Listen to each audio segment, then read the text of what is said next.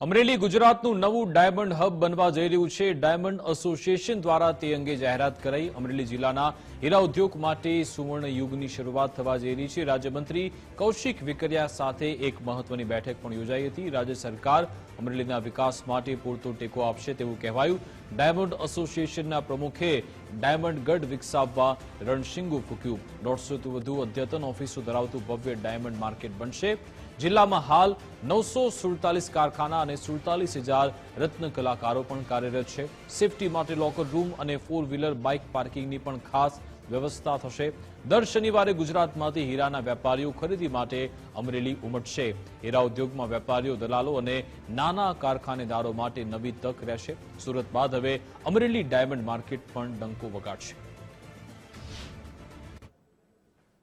આગામી દિવસોમાં અમરેલી ખરીદી કરવા માટે દલાલ ભાઈઓ, વેપારીઓ, નાના કારખાનેદારો, અમરેલી જિલ્લાની અંદર 947 કારખાના છે અને 47,000 ડાયમંડ વર્કરો છે। ત્યારે આવતા દિવસોમાં રિયલ ડાયમંડનું હબ અમરેલી બનવા જઈ રહ્યું છે। ત્યારે અમરેલીની અંદર આગામી દિવસોમાં અદ્યતન 150 ઓફિસની નવી ડાયમંડ માર્કેટ બનાવવાનો સંકલ્પ લઈને કરી રહ્યા છીએ। અમે માનનીય મંત્રી શ્રી કૌશિકભાઈ વેકરિયાને મળ્યા હતા। એમને પણ કીધું છે કે અમરેલીના વિકાસ માટે રાજ્ય સરકાર પૂરતા પ્રયત્નો કરશે। ત્યાર ઉપરાંત અનેક ઉદ્યોગપતિઓ સાથે વાતચીત ચાલે છે। ત્યારે આવતી દિવસોમાં આગામી અમરેલી જિલ્લામાં અદ્યતન ડાયમંડ માર્કેટ, લોકર રૂમની ફેસિલિટી છે, 60-70 4 વ્હીલ પાર્ક થાય, 300 2 વ્હીલ પાર્ક થાય।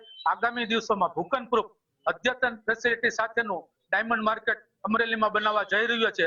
આવતા દિવસોમાં તમામ વેપારીઓ અને સાથ સહકારથી પૂરો પ્રયત્ન કરી અને અમરેલી જિલ્લાના ઉદ્યોગને વેગવંતુ બનાવી અને હજારો યુવાનોને રોજગારી અમરેલી જિલ્લામાં પ્રાપ્ત થાય એવા પ્રયત્નો અમરેલી જિલ્લા ડાયમંડ એસોસિએશન દ્વારા કરવામાં આવશે।